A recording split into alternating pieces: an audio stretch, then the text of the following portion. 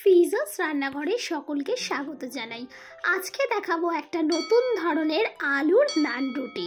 এটা খুব কমই আপনারা দেখে থাকবেন। আমি এই রেসিপিটা কিভাবে করব সেটাই আপনাদের সাথে এখন শেয়ার করছি। প্রথমে দুটো আলুকে সিদ্ধ করে নিয়েছি। এবারে আলুগুলোকে আমি করে নিলাম গ্রেট করা হয়ে গেছে। এইবার এই আলুর গ্রেটের মধ্যে আমি দিয়ে দিচ্ছি 2 টেবিল চামচের মতো ইস্ট। এই ইস্ট আপনারা মুদিখানা দোকানে পেয়ে থাকবেন। আর এই ইস্ট কিন্তু পাউরুটি, রুটি, নানপুরি এগুলো বানানোর সময় এই ইস্টটার দরকার হয়। তো আমি ইস্টটা দেওয়ার পর একটা স্ম্যাশার দিয়ে ভালো করে স্ম্যাশ করে নিলাম। এইবারে দিয়ে দিলাম অল্প দুধ। আমি এখানে দুধটাকে জাল দিয়ে ঠান্ডা করে রেখেছিলাম। অল্প অল্প দুধ দিয়ে আমি আলুটাকে ভালো করে মেখে নিলাম। আলুটাকে খুব সুন্দরভাবে কিন্তু স্ম্যাশ করতে হবে, যাতে কোনো দানা দানা না থাকে। একদম স্মুথলি আলুটাকে মেখে নিতে হবে। এখানে দিয়ে দিলাম 1.5 কাপ ময়দা। আপনারা আপনাদের পরিমাণ অনুযায়ী দিয়ে দেবেন। আর দিয়ে দিলাম 1 টেবিল চামচের থেকে একটু কম চিনি। আর দিয়ে দিলাম স্বাদ মতো লবণ। দিয়ে শুকনো উপকরণকে ভালো করে আমি মাখিয়ে নিচ্ছি। এইবার মাঝখানে একটুখানি জায়গা করে নিয়েছি, এখানে দিয়ে দিচ্ছি আলুটা। এবারে সমস্ত ময়দার সঙ্গে এই আলুটাকে ভালো করে মাখাতে হবে। আপনাদের কাছে অনুরোধ রইল এই রেসিপিটি একবার বাড়িতে ট্রাই করবার জন্য। আপনারা তো নান রুটি খেয়েছেন, নান পুরি খেয়েছেন, কিন্তু আলুর নান রুটি কখনো খেয়েছেন কি? যদি না খান তাহলে একবার হলেও বাড়িতে কিন্তু ট্রাই করতে পারেন। আলুর সঙ্গে ময়দাটা মাখাবার সময় এখানে কিছুটা দুধের প্রয়োজন হচ্ছে। তার জন্য আমি অল্প অল্প করে দুধ দিচ্ছি। একসাথে খুব বেশি দুধ দেওয়া যাবে না। আমি অল্প করে দুধ দিয়েছি, সামান্য একটুখানি, আমার একটুখানিই প্রয়োজন ছিল। আর এখানে ময়দাটা মাখা কমপ্লিট হয়ে গেছে। এবারে আমি একটা বোলের মধ্যে ট্রান্সফার করে নিলাম। আর এবারে কভার করে দিচ্ছি। আর এই ময়দাটা মোটামুটি আমি রেস্টে রেখে দেবো এখন 2 ঘন্টার জন্য। আপনাদের কাছে যদি শর্ট টাইম থাকে তাহলে আপনারা 1 ঘন্টা আধ ঘন্টাও রেস্টে রাখতে পারেন। তো আমি একটা উপর থেকে কাপড় ঢাকা দিয়ে দেব। আর এখন আমি 2 ঘন্টা পর এলাম। আপনারা দেখতেই পাচ্ছেন ময়দাটা কতটা ফুলেছে, ফুলে পুরো ডাবল হয়ে গেছে। কিন্তু আমি যতটা রেখেছিলাম তার থেকে অনেকটা বেশি কিন্তু ফুলেছে। এইবারে আস্তে করে এর এয়ারটাকে একটুখানি হাত দিয়ে প্রেস করলেই বেরিয়ে যাবে। তো আমি এবারে ময়দাটাকে তুলে নিচ্ছি। আর ময়দাটা ভীষণই কিন্তু সফট মনে হচ্ছে এখন। এতটাই হালকা আর এতটাই সফট মনে হচ্ছে। আপনারা কিন্তু এটা যখন ট্রাই করবেন তখন বুঝতে পারবেন। আমি উপর থেকে একটু ময়দা দিয়ে দিলাম আর নিচে পিড়ে বিল্লিতেও একটু ময়দা ছড়িয়ে দিয়েছি। এবারে হাত দিয়ে ভালো করে স্প্রেড করে দিচ্ছি। এখানে আমি একটা ডো কাটার নিয়েছি। ডো কাটারটা নিয়ে আমি এখানে কেটে নিচ্ছি।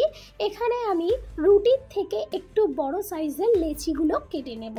আপনারা যেমন রুটি করেন তার থেকে একটু বড় সাইজ করলেই হবে। এবারে প্লেটের মধ্যে একটু ময়দা ছড়িয়ে নিলাম। আর এখান থেকে একটা একটা করে তুলে আমি হাত দিয়ে খুব সুন্দরভাবে একটা রাউন্ড করে নেব।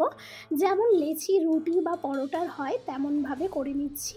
উপর থেকে একটু ময়দা ছড়িয়ে দিয়ে ভালো করে ঘুরিয়ে নিয়ে আমি একটা স্মুথ লেচি রেডি করে ফেললাম।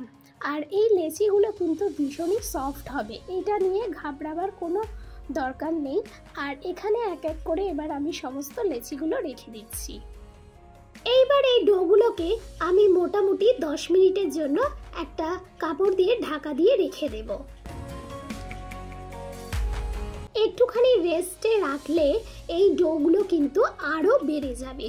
এবারে গ্যাস ওভেনের মধ্যে আমি একটা চাটু বসিয়ে দিলাম।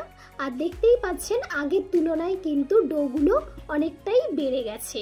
এবার পিড়ে বিল্লির ওপর আমি কিছুটা ময়দা ছড়িয়ে দিলাম। এবার এক এক করে কিন্তু ডোগুলোকে আমি হাত দিয়ে প্রেস করে নেব।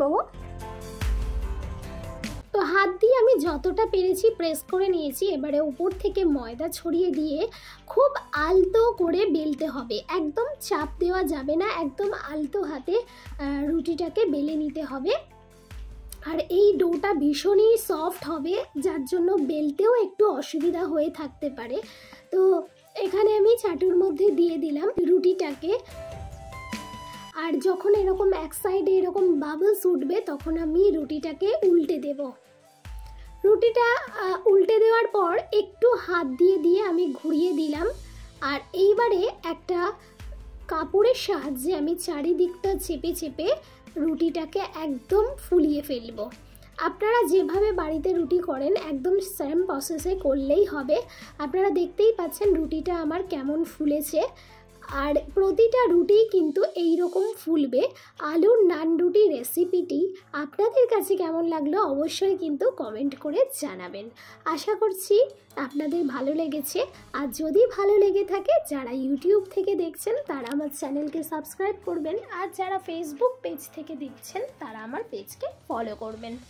এইবারে আপনাদেরকে দেখাচ্ছি নান রুটিটা কতটা সফট হয়েছে। একদম হাত দিয়ে ফোল্ড করলে একেবারে ফোল্ড হয়ে যাচ্ছে, এমন ফোল্ড হচ্ছে যাতে পকেটের মধ্যেও ঢুকে যাবে। তো এখানে আমি নান রুটিটা ছিঁড়ে আপনাদেরকে দেখাচ্ছি যে ভিতরটা কেমন পাউরুটির মতো জালি জালি ব্যাপারটা এখানে আছে। অ্যাকচুয়ালি নান রুটি হলে কিন্তু ঠিক এই রকমই হয়। আমি এখানে নান রুটিটা সার্ভ করেছি পনির দিয়ে। আপনারা চাইলে এই নান রুটি কিন্তু চিকেন, মাটন বা যে কোনো সবজি সমস্ত কিছুর সঙ্গেই কিন্তু এই নান রুটি ভীষণ মজা লাগবে। আর চাইলে আপনারা পনির দিয়েও এই নান রুটি খেতে পারেন। আজকের মতো এখানেই বিদায় নিলাম। আবারও দেখা হবে নতুন কোনো রেসিপির সঙ্গে। ততক্ষণের জন্য সবাই ভালো থাকবেন, সুস্থ থাকবেন।